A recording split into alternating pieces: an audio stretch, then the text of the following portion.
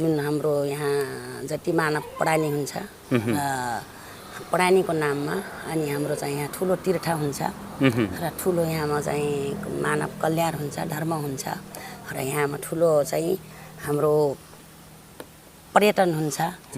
अब यो 20 गतेलाई पनि के कार्यक्रम भन्नुभएको छ, त्यो कार्यक्रम कस्तो हुन्छ, त्यसमा के गर्ने र त्यसको प्रभावकारिता कस्तो रहन्छ? अब देउखुरीवासी छौँ नि हामी, जति देउखुरीवासी छौँ, अब देउखुरीवासीको हाम्रो अब 5 सोमबार हाम्रो अब चाहिँ पुग्छ।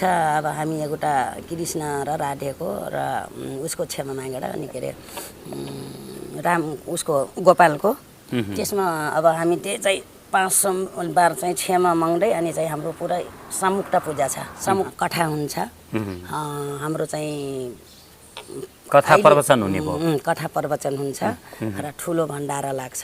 त्यसपछि जति हाम्रो यसमा अनि हाम्रो कला छन् उहाँहरूको भजन कीर्तन से लिएर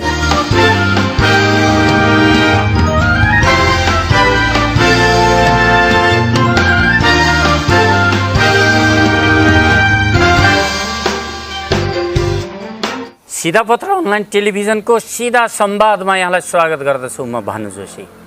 हामी यो कार्यक्रममा विभिन्न क्षेत्रका व्यक्तित्वहरू निम्त्याउने गर्दछौँ र समसामयिक विषयवस्तुहरूमा संवाद गर्ने गर्दछौँ। आजको संवाद हामी धार्मिक क्षेत्रतिर जोड्न गइरहेका छौँ।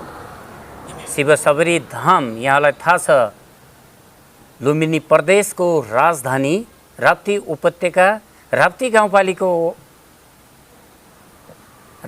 गाउँपालिकाको वडा नम्बर 5 पहरुवा स्थित शिवशबरी धाम धार्मिक प्रतिष्ठान एउटा धार्मिक केन्द्रका रूपमा स्थापित भएको छ। यसमा स्थापना कालदेखि अहिलेसम्म विविध कार्यक्रमहरू हुँदै आएका छन्।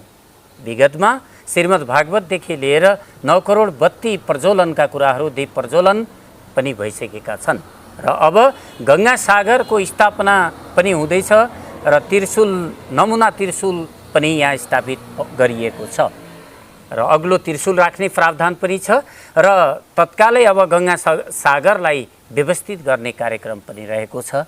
यिनै सेरोफेरोलाई समेटेर आजको संवाद हामी गर्न गइरहेका छौँ, जसका लागि कार्यक्रममा निम्त्याएका छौँ लुम्बिनी प्रदेशको राजधानी राप्ती उपत्यकाको राप्ती गाउँपालिका वडा नम्बर 5 पहरुवा स्थित शिवशबरी धाम धार्मिक प्रतिष्ठानका प्रमुख संरक्षक शिवलक्ष्मी गुरु।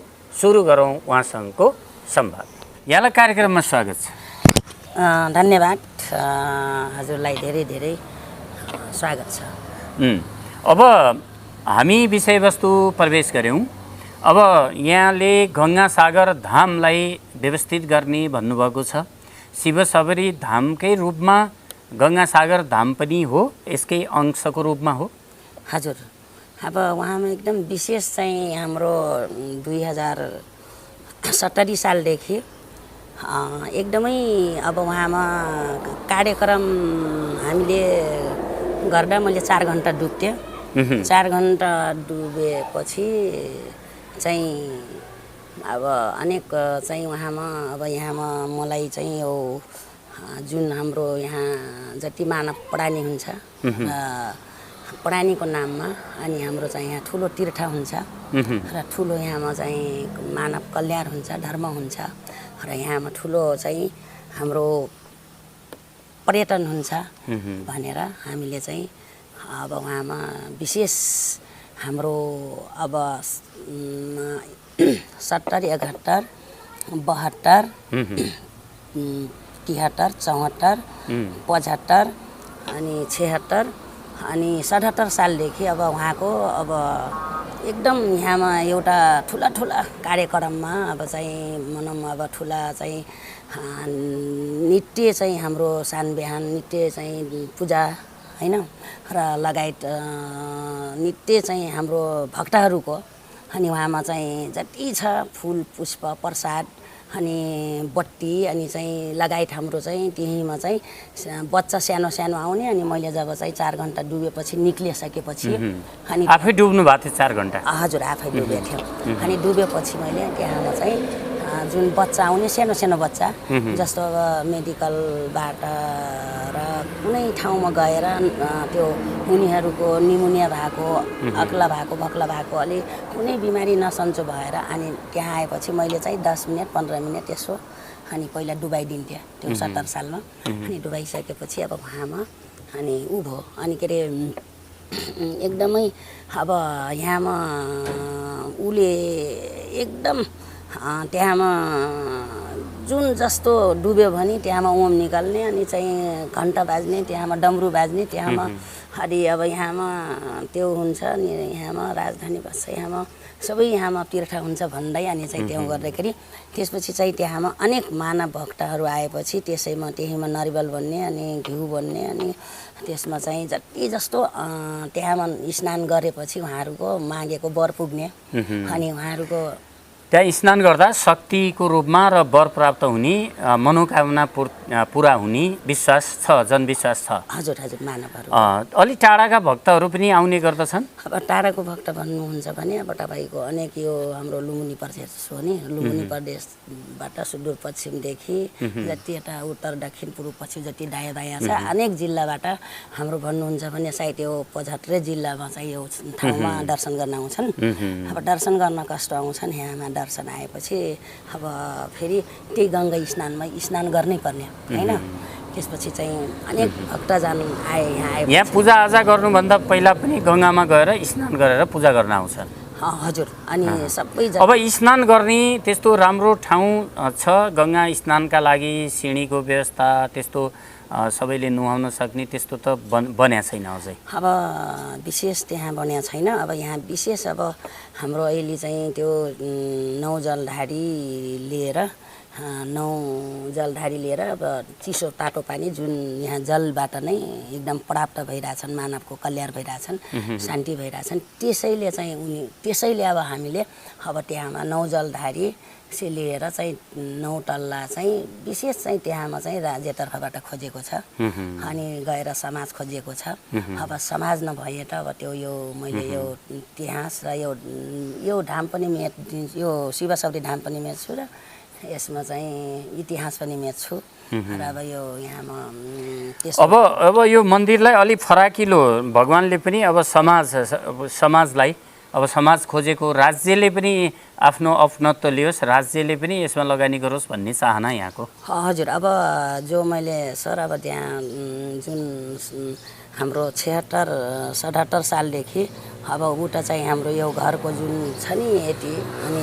संरचना अब यसको पुग्यो रे अब भण्डारा से लिएर पूजा जति नित्य छ ठुला ठुला पूजा होइन 9 करोड बत्ती से लिएर अब तपाईँको चाहिँ अनि चाहिँ महाज्ञ से लिएर अब दैनिक पूजा से लिएर अब त्यहाँमा अब बोलबम हुन्छ होइन बोलबम हुन्छ अनि नवमी दशमी हुन्छ र उहाँमा चाहिँ प्राय सोमबारको दिन बढी भक्तहरू आउने गर्छन् यहाँ प्राय धेरै सोमबारका हुन्छन् नत्र दैनिक पनि हुन्छ दैनिक अब गङ्गा सागरलाई ठ्याक्कै व्यवस्थित कसरी गर्ने अब तपाईँको व्यवस्थित उहाँमा अब चाहिँ हाम्रो एउटा डिपिआर से लिएर ठ्याक्क चाहिँ जुन हाम्रो चाहिँ छन् नि हाम्रो बुद्ध भगवानको जहाँ जन्म देखा छ पुल उहाँसम्म त्यो जुन अब डिपिआर से लिएर पर्यटन से लिएर त्यसमा चाहिँ शम्भु भरारा से लिएर सबै उसको चाहिँ के अरे ऊ खोज्या छ अनि के अरे चाहिँ जुन हाम्रो डिपिआर सुरुमा त अब डिपिआरै गर्नु पर्यो डिपिआर गर्नका लागि संस्थासित त पैसा छैन होला संस्थाको कोषमा त छैन अब हाम्रो संस्थामा किन सर अब हाम्रो चाहिँ संस्थामा बच्चा धेरै छ धेरै हाम्रो के अरे शिष्यहरू छन् अनि छन् तर हाम्रो यहाँ ठुलो अब धेरै अब हाम्रो यहाँमा कार्य छ भनौँ अब हाम्रो चाहिँ बच्चा 2-4 रुपियाँ आफ्नो खुसी सुखी दान नचढा भेटी होइन मैले 2 वर्ष 2070 साल सबै उडाइदिएँ अनि बच्चाहरूको दान गरेको खुसी दान र यो जो बनाउँदा यो स्थापना गर्दाखेरि हामीले कुनै चिठी काटिदियो भने कुनै चन्दामा यो मन्दिर बनाइदियो भने इतिहास निकाल्न पाउँदैनौँ भनेर त्यस कारणले अब हाम्रो धेरै संरचना त भेटीघाटी र दानबाट यहाँले निर्माण गर्नु भएको छ अब त्यो दानबाट मात्रै गङ्गा सागरको त्यो सम्भव छैन अब तपाईँको राज्यले पनि सपोर्ट गर्नुपर्ने अथवा स्थानीय सरकारले पनि सपोर्ट गर्नै पर्ने भएको छ हजुर अब हाम्रो अब 77 सालदेखि अब यतातिर अब विशेष अब हाम्रो राज्यतर्फबाट चाहिँ उहाँमा सपोर्ट हुनै पर्ने मागिया छ एकदम मागेको छ। अब यो 20 गतेलाई पनि के कार्यक्रम भन्नुभएको छ, त्यो कार्यक्रम कस्तो हुन्छ, त्यसमा के गर्ने र त्यसको प्रभावकारिता कस्तो रहन्छ? अब सर यसको 20 गते कार्यक्रमले भन्यो भने अलिकति दुःख लाग्दो लाग्छ। अब किनकि मलाई पहिला त अब यसमा 60 वर्षसम्म अब ठिक छ, अब यता चाहिँ जति चाहिँ हाम्रो के अरे ऊ भयो। अब यसमा 20 गते हाम्रो विशेष अब यो देउखुरीवासी छौँ नि हामी, जति देउखुरीवासी छौँ अब देउखुरीवासीको हाम्रो अब 5 सोमबार हाम्रो अब चाहिँ पुग्छ। अब हामी एउटा कृष्ण र राधेको र उसको क्षमा मागेर अनि के अरे उसको गोपालको त्यसमा अब हामी त्यही चाहिँ 5 सोमबार चाहिँ क्षमा माग्दै अनि चाहिँ हाम्रो पुरै समुक्त पूजा छ। समुक्त भने अब यसमा यो देउखुरी व्यापी नै रहन्छ 20 गते। त्यसका लागि खबर कसरी गर्नुभएको छ, सूचना प्रवाह कसरी भएको छ र भक्तहरू सबैले जानकारी पाउने माध्यम के हो? अब यसबाट अब अहिले हामीले चाहिँ यसैबाट पनि हामीले सम्पूर्ण भक्तजन र सम्पूर्ण अब हाम्रो भएका एउटा हाम्रो भगवान रूपी भक्तजनलाई मैले के भन्न चाहन्छु। अब किन अब जस्तो यो शिवसबरी धाम सागरगङ्गा होइन, सागरगङ्गामा जुन अब समाज र राज्यले खोजेको छ होइन, जुन एउटा त्यसको लागि मैले के भन्न चाहन्छु, उहाँहरूले जे जति उहाँले आउन सक्नुहुन्छ उहाँहरूले यहाँमा आएर हाम्रो चाहिँ दिनभरि त्यो कथा हुन्छ, हाम्रो चाहिँ कथा प्रवचन हुने भयो, कथा प्रवचन हुन्छ र ठुलो भण्डारा लाग्छ। त्यसपछि जति हाम्रो यसमा अनि हाम्रो कला छन् उहाँहरूको भजन कीर्तन से लिएर अनि उहाँ भजन मण्डली विभिन्न प्रस्तुति रहने भयो, धार्मिक प्रस्तुतिहरू। हजुर अनि उहाँले चाहिँ त्यो सबै त्यहाँ उ गरेर सबैजनाले आउनु होला। किन आज मेरो जति मैले यति ठुला कार्य गरेको छु, तर आज मेरो यो समाज नभए अब यो ठाउँ मलाई मेरो शक्ति जोगाउन अब मलाई नभएर मेरो बच्चाहरूले हामी किन नै शक्ति जोगाउँछौँ। अब यहाँमा हामीले जसरी पनि हाम्रो यो शक्ति चाहिँ हामी क्षमा प्राप्त मागेर हामी समुक्त पूजा हुन्छ र एउटा हाम्रो एउटा लाउ चल्ने हो। अब लाउ चाहिँ हाम्रो अब भोलि या 2 दिनपछि आइहाल्छ। त्यो लाउ आएपछि अब हाम्रो कार्यक्रम अगाडि बढ्छ। 20 गतेका लागि प्रमुख अतिथि पनि के मुख्यमन्त्री भन्ने सुनिएको थियो र अब आज के हुन्छ उहाँको खबर गर्नुहुन्छ? सकभर मुख्यमन्त्री नै आउने कार्यक्रम। हजुर हजुर अब मेरो एकदम आशा हो। अब मलाई मेरो उले अब ठिक छ, मैले मेरो लागि अब होइन कि आज एउटा यो विश्व देशको लागि यो एउटा सामूहिक कार्यक्रम हो। अब मैले जति यहाँको अब मैले एक सुक्का एक ढिक्का पनि मैले यसको मैले कार्यक्रममा मैले जोड्दैन भनेपछि अब चाहिँ एउटा व्यक्तिको सिद्धियो भनेपछि अब मैले चाहिँ यो कार्यक्रम हाम्रो अगाडि चाहिँ बढिरहेछ। हामीसित जिज्ञासा र छलफलका विषयवस्तुहरू थिए, समय सकिएको सङ्केत हामीलाई प्राप्त भएको छ। अन्तमा यही सेरोफेरोमा रहेर हामी मार्फत हाम्रो दर्शकलाई र सबै भक्तहरूलाई, धार्मिक क्षेत्रमा रहेका व्यक्तित्वहरूलाई संक्षिप्त केही यहाँको भनाइ छ? हजुर अब सबैले मेरो यो प्यारो भक्तजनहरू, भगवान रूपी भक्तजनहरू अब सबैले चाहिँ मेरो चाहिँ 20 गते चाहिँ आउनु होला। आफ्नो चाहिँ जति जे छ फुल जल धुप लिएर होइन, आफ्नो चाहिँ अब यो ठाउँमा सबैको लागि मैले एउटा समुक्त पूजा मैले पनि अब आज जुन यो चाहिँ सागरगङ्गामा हाम्रो ठुलो कार्यक्रम भइरहेछ, त्यो सबै मेरो राज्यतर्फबाट र सम्पूर्ण भक्तजन, सम्पूर्ण मेरो जति छन् देउखुरीवासीको अनि चाहिँ आउनु होला र चाहिँ आफ्नो चाहिँ रक्षा, कल्याण, शान्ति, सन्तुष्टि लिएर जानु होला भनेर त्यही भन्न चाहन्छु। आफ्नो व्यस्त समयका बावजुद कार्यक्रममा सहभागी भई 20 गते हुने कार्यक्रम समेतका शिवसाबरी धाम र गङ्गा सागर सम्बन्धीका केही जानकारी दिनुभएको छ।